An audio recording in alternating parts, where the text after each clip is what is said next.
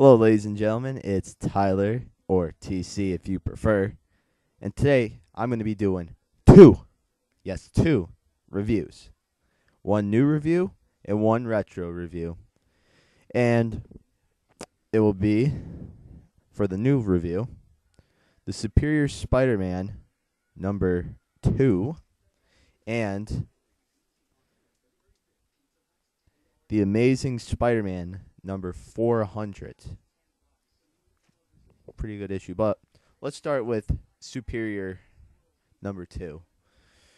Um, to say the least, this issue really did annoy me.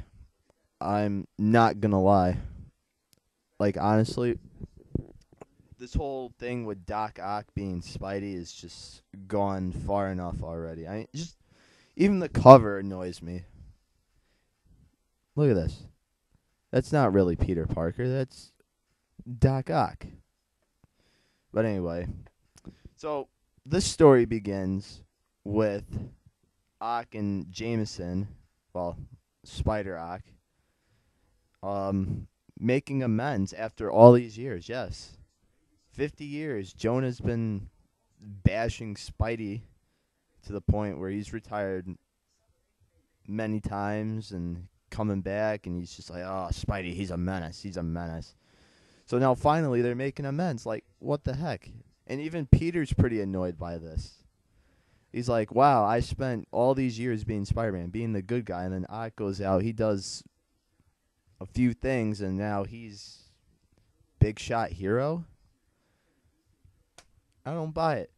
But that's not necessarily the main focus of the story. The main focus is Octo Spidey, or Octo Peter, whatever you want to call him, renewing a relationship with Mary Jane Watson.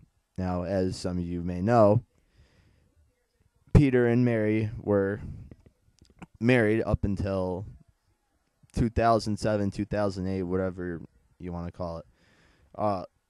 One More Day story arc where they basically prevented Aunt May from dying. How fitting with this other review I'm going to be doing, and yeah, they basically changed the whole timeline of Spider-Man, and it just hasn't gone back since. But Ock sees something, and he's like, oh, wow, Peter's been a fool not going after this woman, when really we all know the true story. But that's for another day. No pun intended. So he's just goes out with Mary Jane on numerous occasions. Here, let me find some pages here.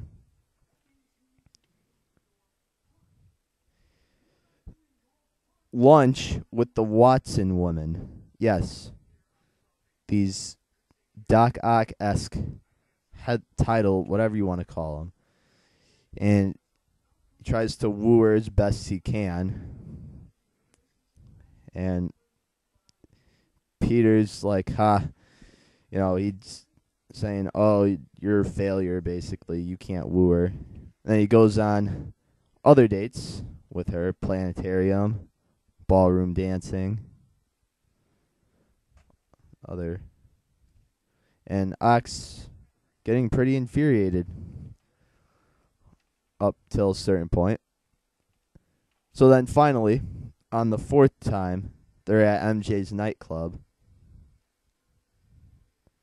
Yeah.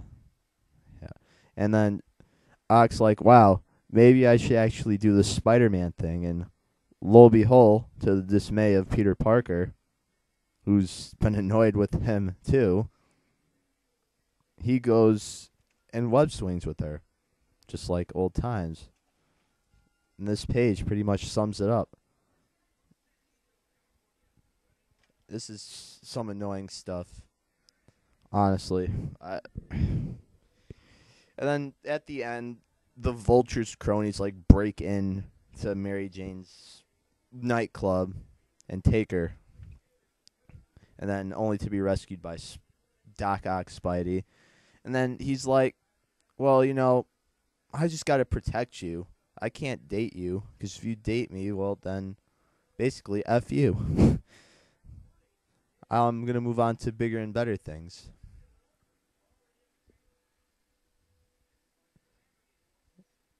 And Peter's all like, wow, he's got the nuts to say that. Wow. And he was pretty annoyed throughout the issue, too. But the one shining moment came at the very end of the issue where Peter's other girlfriend, Carly Cooper, seems to start realizing that maybe this isn't Peter. And she goes through some further investigation. So that was the one bright point of this whole story right here, number 2. So, rating. Obviously, the story, it just bugged me. I really don't like what's going on here. I'm hoping like I said, I think I said this in my first Superior Spider-Man review, that by the time the second Amazing Spider-Man comes out in theaters, hopefully they'll have rebooted Amazing and everything will just go back to the way things were. Well, not completely, obviously. They're probably not going to fix the One More Day timeline, so that's it. So, overall, story, while it did have one bright spot, no, I'm not buying this story. I did not like the story at all. It's been getting good reviews, but I don't like it, honestly. But the artwork, Stegman's been doing a heck of a job drawing Spidey or Spider-Ack, and he's just a good artist. He's their best artist probably since Bagley. Another reference to next review, but that's either near or there. So, overall rating, 2 out of 5 just for the art. That's pretty much it. I'm still not like, but this week, the number 3 comes out. I'll be buying that, and you know what? If it doesn't buy me in, I'm just going to stop until they just fix this, because it's just been a mess. So, yeah, that's Superior Spider-Man, or not Superior Spider-Man, number 2. Into the garbage. Now, onto a more brighter spot of the review. We have The Amazing Spider-Man issue number 400, which was released in April of 1995, 2 months before yours truly was born. Yes, a very, very interesting cover. Obviously, this isn't the original cover. If you can't read it, it says, Amazing Spider-Man 400, A Death in the Family. I don't know if you could see it. Yeah, you probably couldn't see that. But in this story, this is at the height of the Clone Saga that consumed the Spidey titles for like 2 years or so. I think it was October 94 to about December 96. So, yeah, that's over 2 years. But in this issue, we have Peter Parker Spidey, not Octo Spidey, swinging around, and, a lot's been on his mind. Ben Reilly, the clone, has come back. He's just been in a downward spiral just for the longest time. Aunt May's been hospitalized. And so he swings to her hospital, and he thinks, oh, God, bad news, doctor. And he's like, well, not really. And lo and behold, Aunt May looks great. Not great as in like hot, but great as in like just good. She's recovered fully. So everybody's happy for her, brings her home. She finds out that Mary Jane's having their baby, who later up mysteriously disappears or dies in the mainstream continue. But she's all happy for them. And basically the issue is just her talking about the cycle of life and all this and how the Parker legacy. It's a very moving story. And then at the end of not the end, the middle end issue of the issue, she brings Peter to the Empire State Building where she reveals, oh, Peter, I had known for a long time that you were Spider-Man. And Peter's in shock. He's like, "What? You knew after all these years?" And she's like, "Yeah, yeah." And then she ends up collapsing in his arms. And another very, now this was written by or drawn by Mark Bagley, not written, drawn, and the artwork is phenomenal.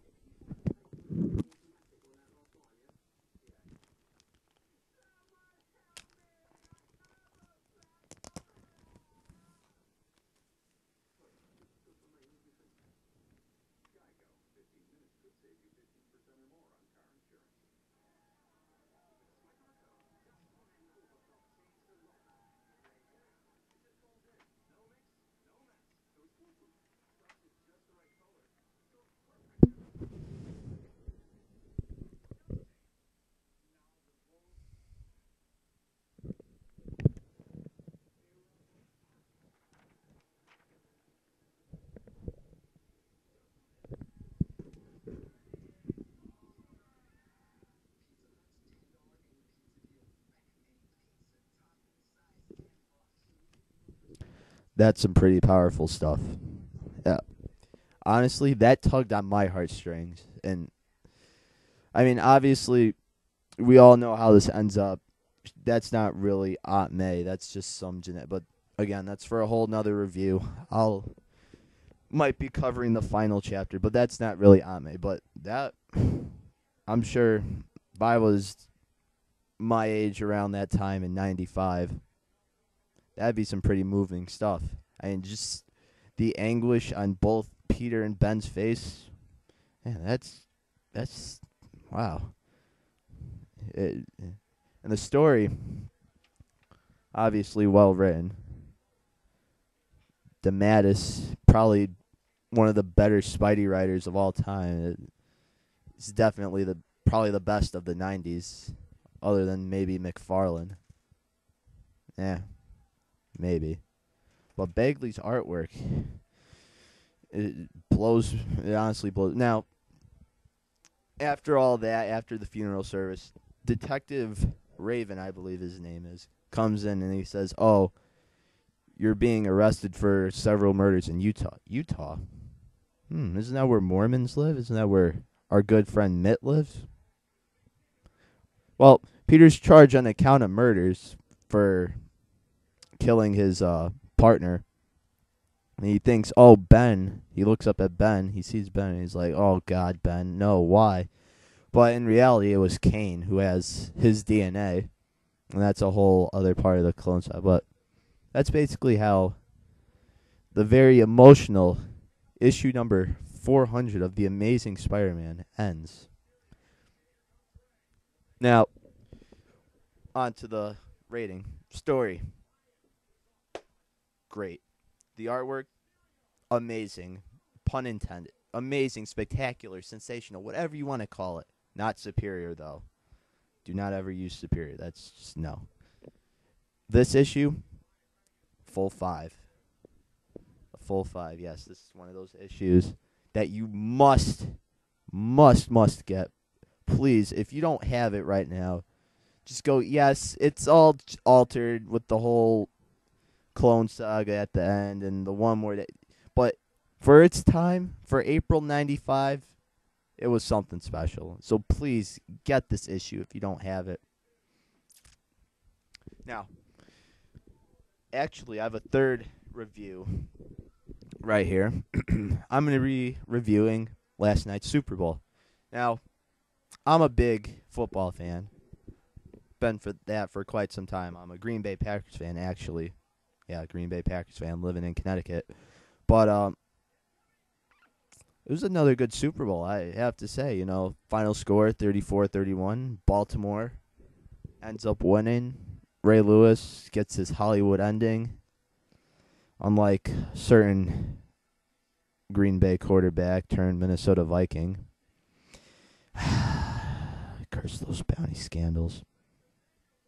But a few things that stuck out in my mind last night was Jacoby Jones, for one thing. He had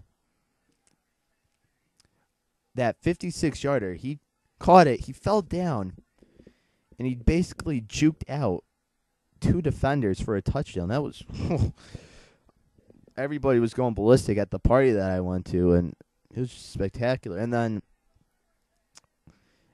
coming off halftime, he returns a 108-yard touchdown. He's got to be the best returner in the NFL, and Devin Hester's got nothing on him now. Devin Hester can't even win a Super Bowl. And shortly after that, during the 49ers drive, there was that blackout. I wonder who sabotaged that. Tom Brady, perhaps. Don't ever count that out. Could be him. You never know with those Patriots. But all kidding aside, 34 minutes, wow. It was going by pretty fast up until that point. It was pretty delayed. And we were all thinking, how long is this going to take? How long is it? They're saying 15, then 20, and it ended up being 34 minutes. Who would have thunk it? And then right after that, here comes the 49ers. In like 4 minutes and 10 seconds, they score 17 points. Yeah. But then it really came down to it. It was 34-29 with about 2 minutes to go. Fourth down and I'm going to say 5. Kaepernick decides to throw it to Mike Crabtree. Incomplete. That's basically the game. Other than the Ravens being stopped on fourth down, they get the safety. That was pretty interesting sequence of events. But yeah, ultimately Baltimore wins it. They get their second Lombardi, and John Harbaugh, he now has bragging rights, even though he feels quote unquote devastated for his brother. But some things that I took away from last night, Joe Flacco, he finally established himself as a good QB. He was pretty good to begin with. I mean, any quarterback that brings his team to 5 playoff berths in his first 5 years, it's pretty dang special in my book. But now he finally overcame the obstacles. He beat the rookie Andrew Luck. He beat Peyton Manning. Yeah. And Tom Brady. Well, anybody can beat the Patriots because the Patriots, but that's for another debate. So then, yeah, he finally beats the 49ers, and he's a champion. And now nobody can really say, oh, Flacco, he's that guy. He's a mediocre quarterback. He doesn't do well in the regular season. He's a Super Bowl champion. I don't care. And I have to say, I was pretty also impressed with Kaepernick's performance. He had that one pick, Ed Reed, and then that fight broke out. But other than that, he was all right. He beat my Packers about, 3 weeks ago. But it happens. You can't win them all every year. Because then what fun would that be? That's just me being optimistic. But Jacoby Jones is starting to cement himself also as a legitimate person, one of the best in the NFL. And the commercials were pretty funny too. Leon Sandcastle.